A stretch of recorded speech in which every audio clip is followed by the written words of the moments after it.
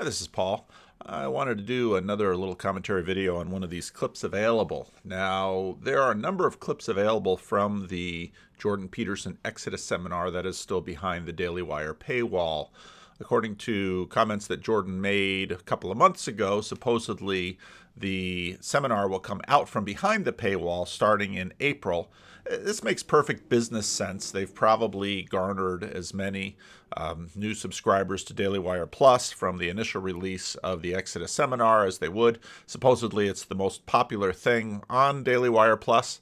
So now, as they put it out to YouTube, it will likely get all sorts of more views. And while Jordan's channel continues to be monetized, if we don't know the exact arrangement between Jordan and Daily Wire, but if it looks something like the Crowder contract that was leaked with that whole very interesting dispute, Daily Wire will probably then get another big payday from Jordan's YouTube channel, from the monetization of it, plus the paid, they'll probably have paid endorsements in there too. So yeah, the Daily Wire is, I'm sure if they were going to pay Crowder like $50 million, I'm sure Jordan got even more than that. I certainly would pay far more for Jordan Peterson than Crowder. So there have been a number of teasers that have come out, and all of the teasers that I've found, I've linked on my blog. Those of you who know, I have a blog that I sort of use as a file cabinet, and I'll put a link below to the teasers and trailers from the series. I put them according to episodes. There might be some out there that I missed, and it's certainly possible that I mischaracterized them. Just recently, about not too long ago, a teaser for episode 11 came out. These things tend to dribble out. I don't know if Daily Wire is making these decisions or Michaela in terms of the portions, or Jordan is. It's not really clear who's making the decisions about what to take out. Some of the more recent clips are longer. Some of the initial ones were like 4 minutes, 3 or 4 minutes. But if in fact the whole thing comes out on YouTube, I hope to give it the proper treatment that I gave a number of the Genesis series and really go through them. Some of you have been complaining that my videos have been too short lately. Those will be longer. So this is in episode 1. They spent a fair amount of time talking about the midwives. And so let's jump into that. Office of a midwife to the Hebrew women and see them upon the birthing stools. If it be a son, then you shall kill him. And that's that instrumental usage that you were talking about before. Now, one of the things that you might notice, if you get all the way to episode 12, there are currently around this table Jordan plus 6 other people, 3 on each side. You get all the way to episode 12, there are 10 people around the table. Ben Shapiro is there, the president of Hillsdale College is there, so the table sort of grows, and some people come in and out depending on their availability. I haven't listened to episode 12 yet, but I looked at it a little bit, and in my opinion, the series got better as it continued forward. And again, I know on YouTube there's a lot of interest in having, my favorite guy over here talk to my favorite guy over there. Really, the conversations get better as community deepens, as trust develops, and really as they sort of form an extended body around the table. So, back to the midwives. There is a huge issue here. The Hebrew is completely indeterminative whether the midwives were Hebrews or not. Mialdot ha'ivriot, and I'm not going to throw out Hebrew often. I feel very self-conscious at all. But for those who know Hebrew, they will know what I'm talking about. It can be the Hebrew midwives or the midwives of the Hebrews. There is no possible way.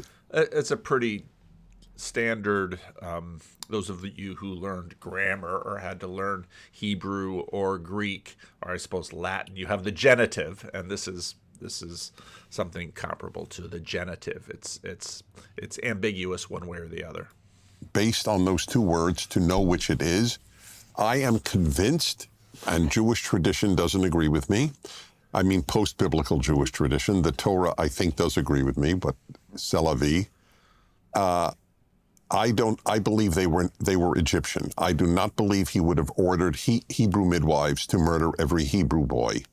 Do you think there's a purposeful ambiguity there to leave it up to question? That's beautiful. It may well be. That's right. Well, it certainly is. The Hebrew is ambiguous. That is correct. Because, I mean, if a tyranny gets corrupt enough, then people turn against themselves. That's right. However... Now, notice Jordan's move there. Now, a little bit later, Jonathan Peugeot, who you can see right here, maybe I'll take a still of this a minute, because usually when I pause and you have a good still, I usually like to grab it. So Jonathan Peugeot is going to come in a little bit later with an alternative view to try to give a sense of what's going on. Now, a couple things I want to point out, and these go throughout the Exodus thing. Clearly, on Jordan's mind, he is mining this Exodus material for principles, let's call them, with respect to politics and society and religion. And so a lot of the themes that come out are going to be about tyranny, totalitarianism. This is very interesting because this is a little bit different from, let's say, what you would hear if you were in, let's say, a lot of Protestant churches. I have not sat through many Catholic or Orthodox homilies. Generally speaking, in those very sacramental churches, the homily isn't sort of front and center in the worship service like it is in the Protestant churches. The Protestant churches, generally speaking, the sermon is more front and center. So Jordan is sort of mining this for principles. Jonathan Peugeot is mining this for to highlight structural elements about the way things are. It's very helpful to not only notice the points that are brought forward, but what are the background to the points?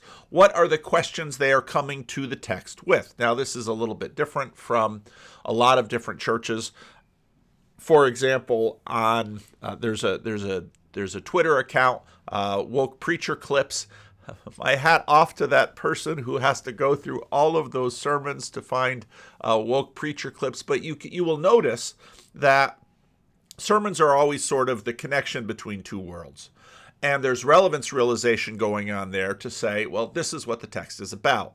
And that, of course, is sort of the foundation for the postmodern skepticism about whether or not any text can actually speak with authority. But what's interesting, again, about the seminar is that everyone around the table believes that the text has authority, and they are mining the text. And now, again, what is interesting about this whole Jordan Peterson revival, they are mining the text for ideas that are sort of political psychological. That tends to be the interest that Jordan has and brings to the text, and therefore mines those ideas from the text that are relevant to, again, the political psychological. Jonathan makes the point, he has made it on other videos, he makes the point later in the series, that the big contribution that Jordan Peterson has been making is to make Jonathan quite nicely throughout the series talks about heaven and earth and the direction down, the direction up. I've long said that Jordan Peterson does a sort of natural theology. He's sort of building it from the ground up. And he's using psychology, evolutionary theory, and all of these tools that Jordan has to basically give both a concordist idea, a concordist idea means to line things up in parallel, but also a justification for religion, for the text, for all of these things. This is a lot of what Jordan spends his time and attention on in this series and really ever since the biblical series. And Jordan, I think, does this on a number of levels. I think part of what makes Jordan so compelling in this is because he himself is a seeker, and he's looking to put the world together, and he has found a source of insight and knowledge and wisdom, and as he progresses through this journey, he will intend to continue to be able to contribute more. He's got an upcoming book on, I'm not sure exactly what the title is, He Who Wrestles with God or They Who Wrestle with God. That comes up often during the Exodus seminar about the wrestling with God and the connection with Israel. Just on logical grounds, when he gets angry at them for not doing it, it would be odd he'd get angry at Hebrews for not killing Hebrews. But my biggest proof you're coming to, where it says that they feared God and didn't listen to Pharaoh. Again, it's one of my favorite lines in the whole Bible. You either fear humans or you fear God. Fear God is the root of freedom wisdom, and wisdom. And the word for God is not Jehovah or Yahweh, it's Elohim. So when Jews fear God, it's generally fear Yahweh, and in this case, it's fear Elohim, the universal word for God, and I am convinced that they are Egyptians. Okay. Now, that's an excellent point that he made, and that very much connects us to the clip that I just made of the video that the last video that I released. So the video that I released this Monday is the God's Elohim question erupts beneath the thinning modernist dualism in the Exodus seminar. Now, if you go back to the beginning of that video, and that video is a 16-minute video. They're releasing longer portions, which I think is really helpful. The eruption that happens with respect to God, even though in the first Exodus seminar they laid it out fairly clearly. When the Greeks fought each other, they would pray to their own gods, and then they'd have a contest, and they'd see whose gods was the strongest. Well, it's like that in the Old Testament, in the Bible, as we say, but it's different too, because our God is the only God, right? And that claim, that's revolutionary in ancient times. I don't think that claim is being made in the Ten Commandments, because when he says there's plenty of gods, the gods are there. You have to read this in light of that. This is the God, and these are my people, but I'm still everybody's God, right? Yeah, he's the transcendent God. That's it. And then there are lower gods, like angels and all these other beings. There are lower gods in reality, in the human reality, but they're not really gods. Well, this is They're things that are worshipped. It's a contentious point that I've noticed has been kind of hovering in the background. We've not really settled it.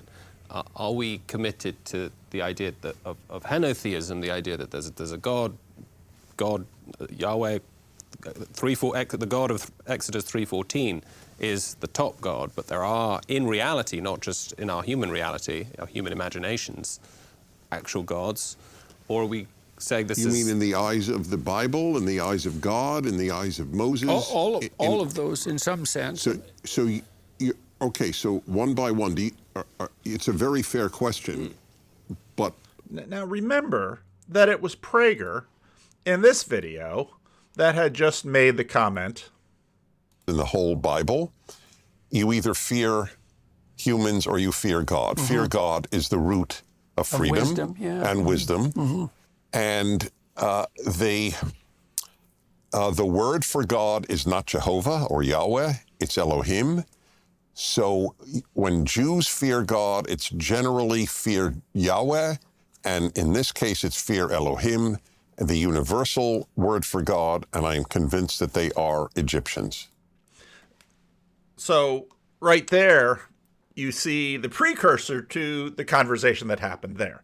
Now, again, as I made the comment there that back when I looked through Plato's Republic in the Greek, because I was curious about its connections to the Sermon on the Mount, you will notice in Plato's Republic in Greek that you have both gods that are mentioned. Socrates, Plato's Republic very famously begins down at the port, where there's a procession for one of the gods, and you will find Plato and Socrates talk about the gods, and then sometimes you'll find God in the singular. And as they noted in the clip out of Exodus episode 10, you have sort of the transcendent. Now, what do they mean when Dennis Prager says, well, Elohim and Adonai, or the Lord? Generally speaking, the Jerusalem Bible will, Jehovah is this word that sort of takes the vowels from Adonai and put it on the Tetragrammaton. So there's a lot that goes into the name, Hashem, the name.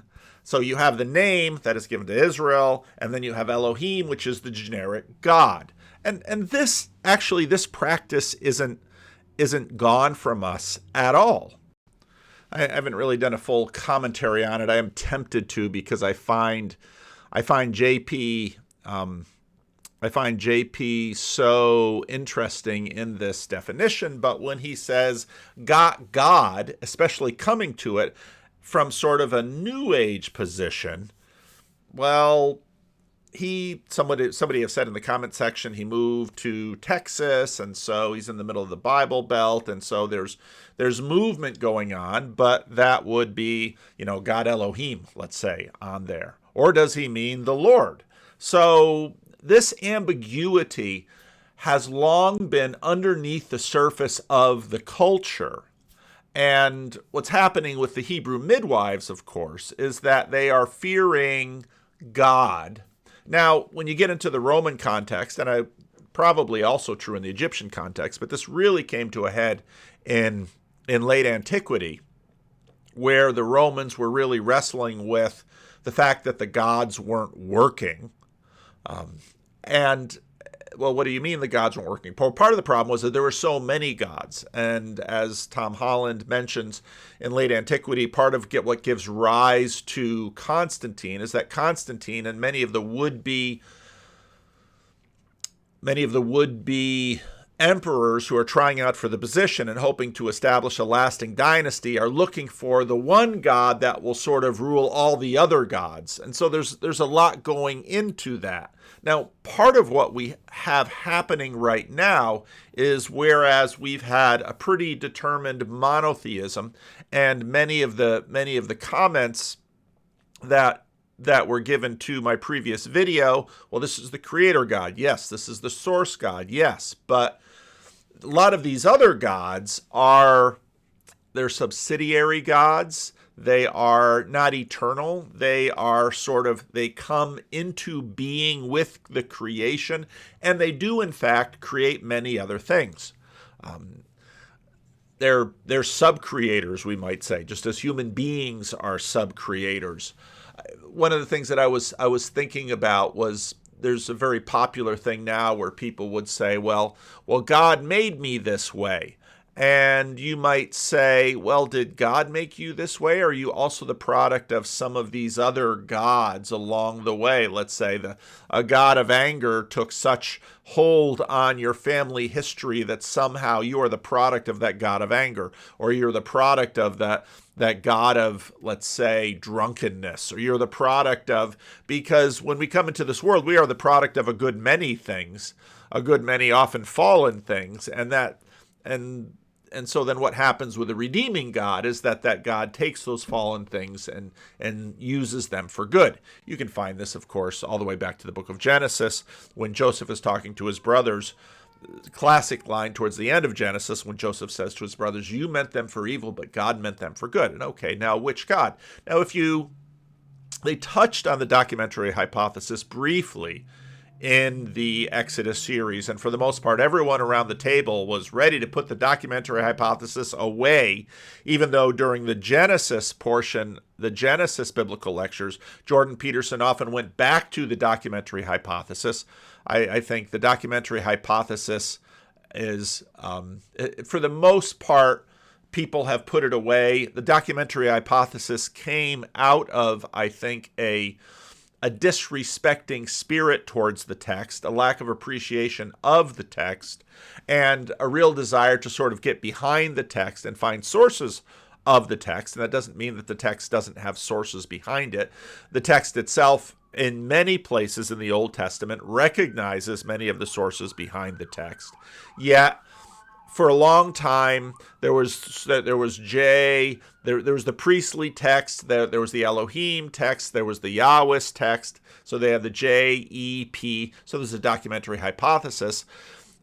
quite a bit, over the last number of decades, scholars like Robert Alter, who have come to the text with quite a bit more sophisticated reading, have noted that no, actually there's a culture within the text, and a lot of the repetition and differences are not errors of redaction or compilation that you sort of had sloppy editors. Now, there's nothing sloppy about the text at all, but in fact there are other things going on beneath the text that previous centuries they certainly weren't paying attention to.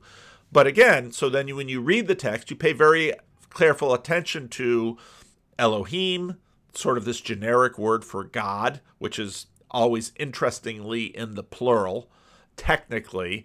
And then there's a big conversation. Well, what kind of plural is this? Is this a plural of greatness or majesty, or is it a category? And in fact, if you have a good concordance that tracks not the English usages of a word, but you can track the language. You can look at Strong's concordance numbers. You can find a lot of tools like that have been around for a long time.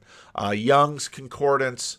You can track the Hebrew beneath the text, and if you go through the Hebrew scriptures and look at all of the instances of Elohim, you'll find some very interesting things that will sort of have you pause and look back and say, now, what must have been on their mind to use Elohim? And then you pay attention to where the Tetragrammaton, where Adonai or Lord is used, and where Elohim is used. And so you go through the text and check that out.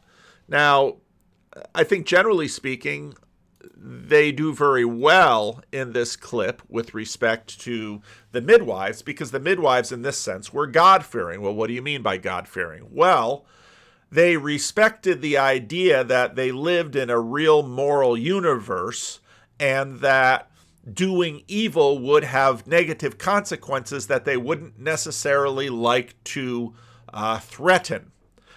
Now, this you can find very consistently, almost universally, beneath many cultures in the world. And it doesn't necessarily rely so much on a monotheism. Polytheistic cultures will mean the same thing. You can find the same thing in how post-Christian, supposedly post-religious people talk about karma. Yeah, you can watch that old TV show, My Name is Earl. Do good things happen. Do bad things happen. And so they talk about the fact that these midwives feared God. Well, what do you mean? They feared the consequences. They feared judgment. Was it afterlife judgment? Maybe, maybe not. The Egyptians certainly had a vivid idea about the afterlife and judgment or reward in the afterlife, and you can pick that up in the Egyptian Book of the Dead. But they feared even consequences, that if you do bad things, the gods can judge you in this world. So it doesn't necessarily make those midwives monotheist, but don't cross God. And again, when you use the word God in that sense, you might have beneath it sort of a plural, or you might even think of it in a much more mechanistic way, as with ideas about karma. But that's basically what they're talking about. They're talking about a universe in which there is a morality at work. Mm-hmm. Mm-hmm. Douglas, do you have any sense of what it means in this passage and more broadly that the fear of God is the beginning of wisdom and an appropriate, let's say, precondition for freedom? Why? Now again, see, the fear of God is the beginning of wisdom. Jordan is thinking about the book of Proverbs. And again, the book of Proverbs, which is a wisdom text, Book of Proverbs is part of the writings, and anyone who studies the Book of Proverbs with any kind of in-depth knowledge will say that in many ways Proverbs is a sort of mining natural revelation or general revelation for wisdom in the world. If I decide to eat poorly, I will have bad health. If I don't sleep well, I will find it difficult to stay awake driving. If I drink all the time, I might lose my family and friends and work. Proverbs is observing the world. Generally, we call this in Christian theology general revelation, observing the world and making arguments from it. And again, this is sort of one might say, now, if you look at my adult Sunday school class, I talk about God number one, God number two. This is very much God number one-ish.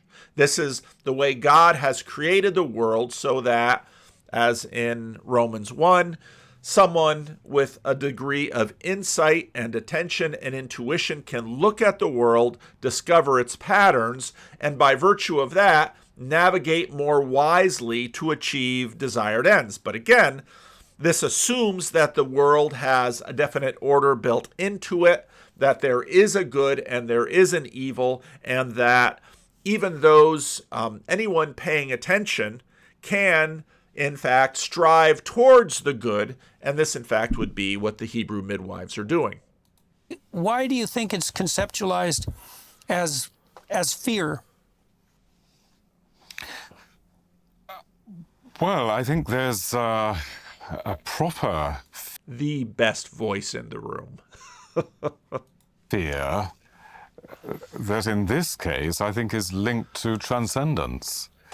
So there's the fear of the tyrant, which is normal and natural, and which we are all subject to.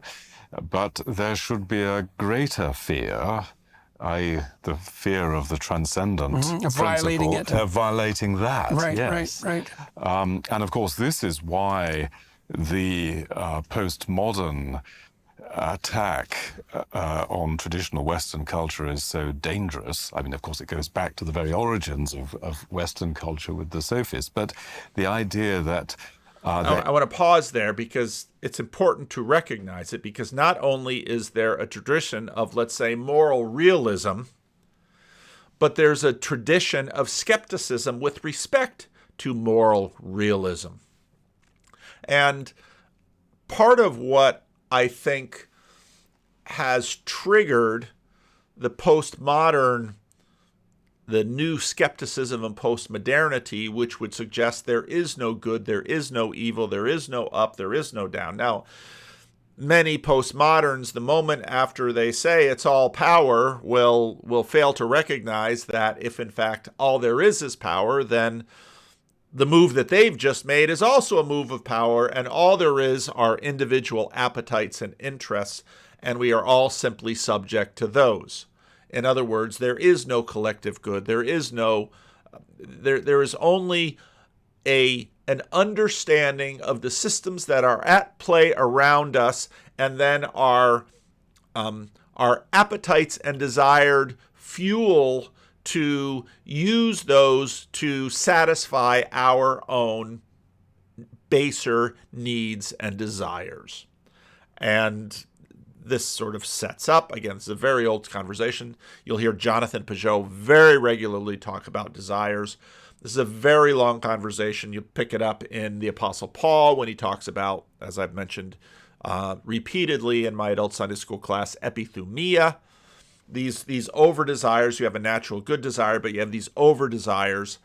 The argument from the skeptics with respect to a real moral universe would be that all we are bundles of desires, of instincts, of appetites, and all we do with these higher, broader institutions or categories is attempt to jigger the system in a way to feed those appetites. Those appetites can be biological, those appetites can be psychological, all of those things, but that's all there is. There's no such thing as good, bad, right, and wrong. All we are trying to do is do this. But again, the midwives, like pretty much most people in the ancient world, even polytheists, would be moral realists, and there would be some understanding of good and evil.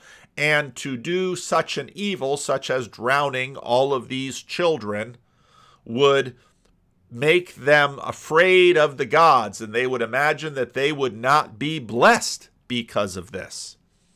There is no such thing as an objective moral order, and there certainly is no transcendent basis for that. That would make this whole narrative unintelligible. It also makes the tyrant the final arbiter in some real sense, right?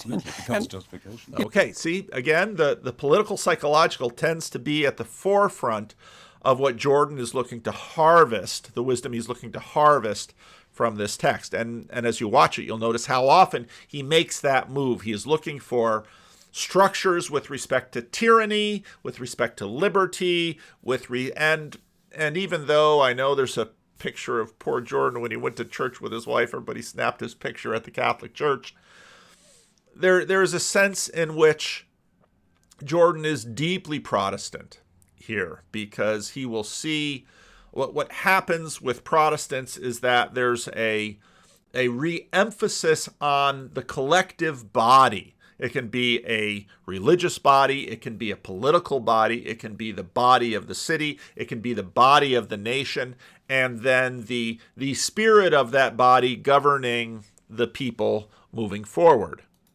You know, people have asked me, and I'm always embarrassed by this, but people have commented on my courage for speaking up, so to speak, and I think you don't actually understand the situation. I'm not courageous in my speaking up. I'm more afraid of the alternative. And part of the reason for that was that when I was a clinician and I spent thousands, tens of thousands of hours dealing with people's serious problems, one of the things I learned was, and I really learned this, was that you don't get away with anything. Okay, what does he do right there? He says, as a clinician, I have learned from general revelation that there is a moral order, that there is, in fact, good and bad and right and wrong, and if you make a wreck of your life, you will pay for it. You don't get away with anything. Now, part of what Jordan's particular skill is to articulate this in a very powerful way, and that, again, is why, in many ways, he's a powerful Protestant preacher. And so you might think you can bend the fabric of reality and that you can treat people instrumentally and that you can bow to the tyrant without and violate your conscience without cost, but that is just not the case. You will pay the piper. All right, so then you get the commercial of the last 20 seconds or so from the clip. So I think that's a good illustration of, generally speaking, where this whole thing goes, what Jordan is interested in. He is looking to, in many ways, again, as Peugeot says, he builds it from the bottom, but he would like to find the top and believe in the top, believe that all of this is, in fact, not just emanation from below, but emergence from below, but emanation from the top, to use more of this Neoplatonist language. And this is really what this whole series is about. And as they go through all of these lessons from the book of Exodus, this is what Jordan Peterson will really try to put together. And it's quite clear to me that a lot of people are finding it very helpful. So again, I didn't have a lot of time today to make a video, and Holy Week is a busy week for me, so I don't know how much video I'll be able to do this week, but here's something. Let me know what you think. Leave a comment.